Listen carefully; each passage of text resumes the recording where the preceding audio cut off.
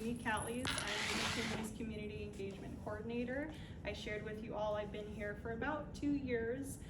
Previous to this position, I used to work closely with the board and our senior vice president team, and moved over to do some community outreach, and it's been fun ever since. A part of that role, I get to connect with the chambers, different community events, Benelli, night out events, and then anything that our youth put on. So if we're doing a family appreciation event for our foster care families, our development team gets to lead that event too.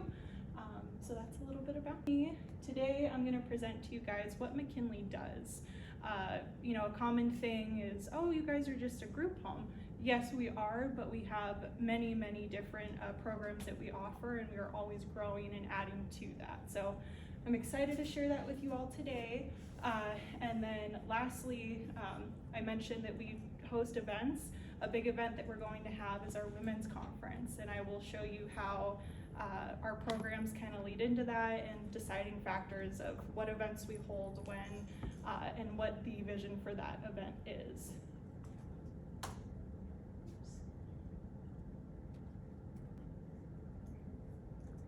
Okay, so the services that McKinley offers: education, mental health, fostering and adoptions, residential, and M-certified training.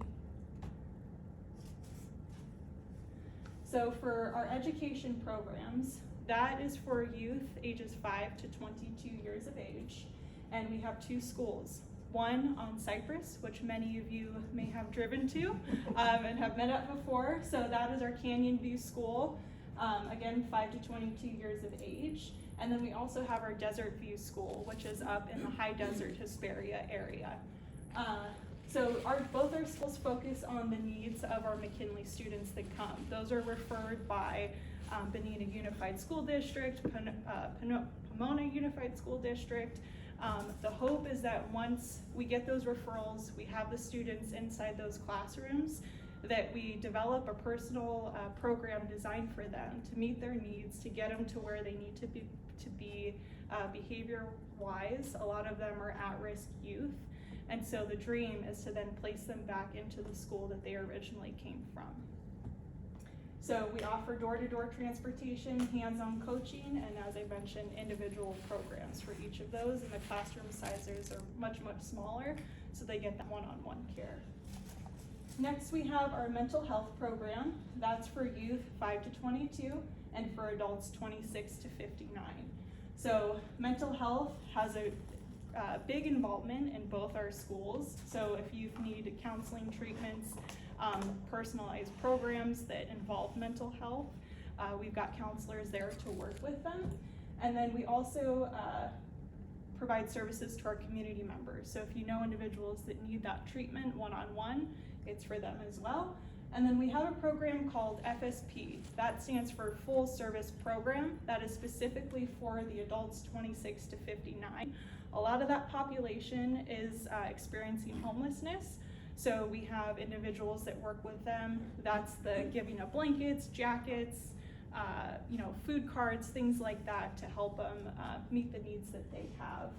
So that involves crisis intervention, medication support, case management, and then psychological assessments.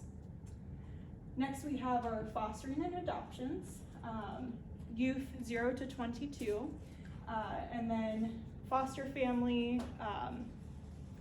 We operate with a lot of the families. We call them parent resource parents. And so we do a training with them one-on-one to teach them what is it like.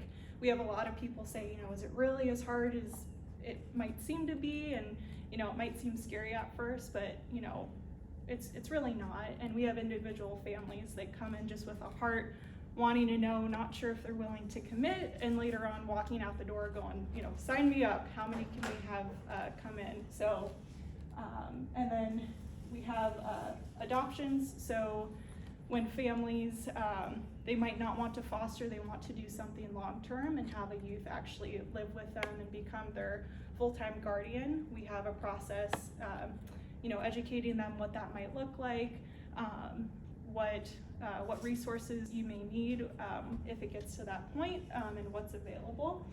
And then also fostering to adopt. So it's kind of the mesh of those two.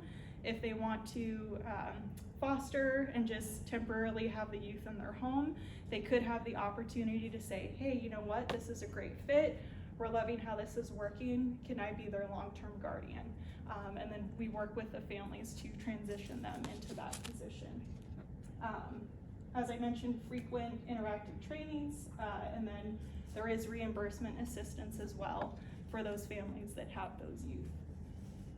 Next is our residential program. So it's our STRTP, fancy acronym for short-term residential therapy program. These youth are 7 to 18 years old, and they live on Cypress campus. So we have our school, and then they're off on the other side.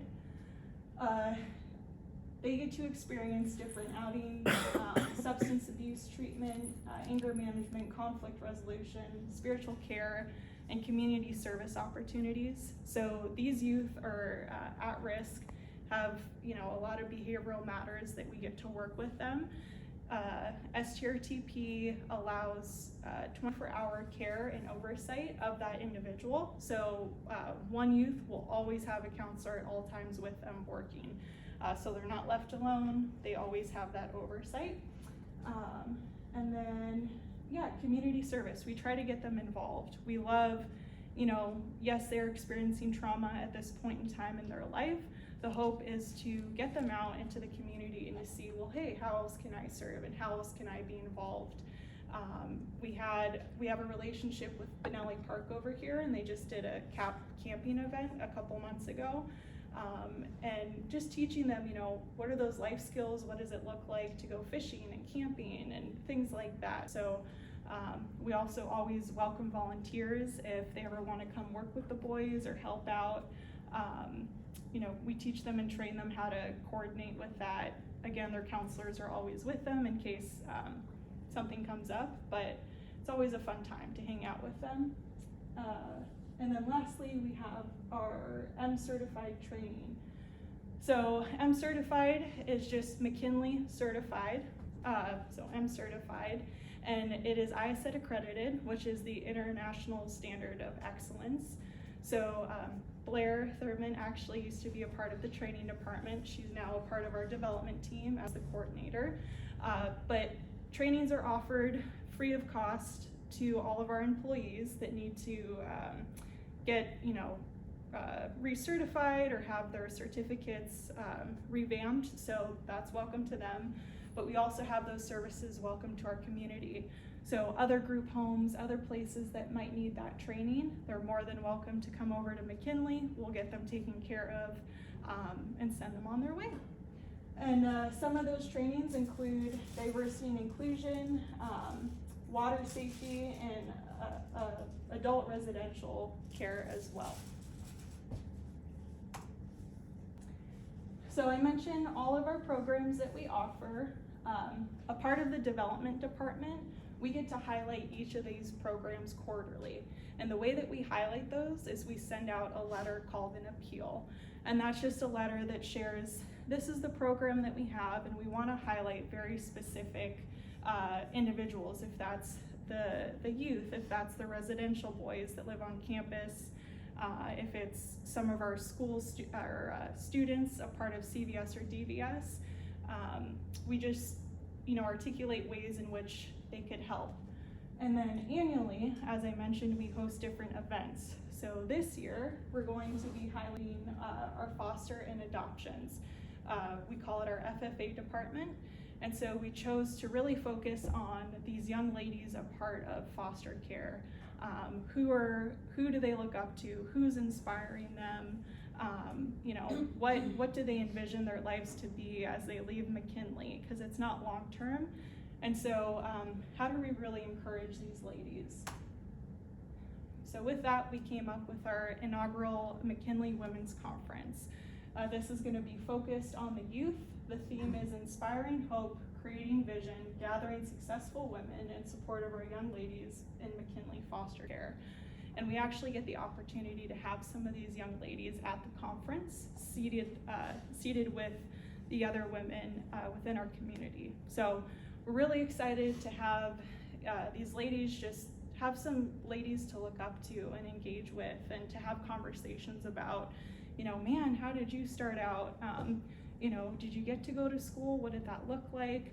And at the end, we're gonna have a little survey that these young ladies had filled out to just share some of their dreams and visions with everyone that was in attendance at the conference, so that we can help either facilitate or donate courses for them to take, if they need items to help them along with their career journeys or extracurriculars, whatever that might look like. So this will be October 14th over at Glendora Country Club. So we're really excited for that. And if anyone's interested, it is not just women, by the way, so men, you are all welcome. If you've got family, friends, anyone that wants to promote their small business or corporation, bring them. We'd love to have them. We'd love to connect the community and allow these women, these young ladies, to see that vision and be inspired so that they can move forward and lead strong. So that's our women's conference. We do have some flyers over here on the table if you'd like to take a peek. There's also a program brochure that gives a little more information about what I went over today. And then if you've got any more questions about how to get involved, we're always looking for volunteers, as I mentioned, people to, you know, donations, gift in kind, all of that is more, we're just so appreciative of anything. So, and the youth get very excited if you do get to work one-on-one with them. We have a mentorship program as well. So they're always looking for people to lead sports events or just engage with them, have a conversation. Yeah, so thank you all for coming and for listening. I appreciate it. And if you got any questions, we can open up the floor and I can go ahead and answer them. I got a question. Yeah. Dealing when you're helping the homeless, how do you connect with them? How do you have an outreach that are out looking for people, or do you work with Elicata or some of the other groups? So we have locations. This is our headquartered in San Dimas, and our school over on Cypress, but we also have locations in Palmdale, Riverside, Orange, and the High Desert. And so usually social workers or their counselors were pretty well networked so that they know, okay, the nearest place that you can get resources would be McKinley or such and such. And so specifically, it's common that if you're in one program, you might have crossed over with another as a client. So they're pretty affiliated. And when they have those needs, a lot of the time development is notified so that we can get them, you know, donations or whatever they need. For example, the FSP program, the Full Service Partnership, I had a meeting with the coordinator over there and just said, hey, what are your monthly needs? We typically go through about monthly. If it's not urgent, they can always give us a call. And we're connected with it's called Shelter Partnership. Certain nonprofits can sign up to be a part of their organization and they'll donate bulk items to us. So yesterday we just delivered 3 big pallets of blankets, pillows, hygiene products, things like that, and that'll go out to anyone that comes in through the facility.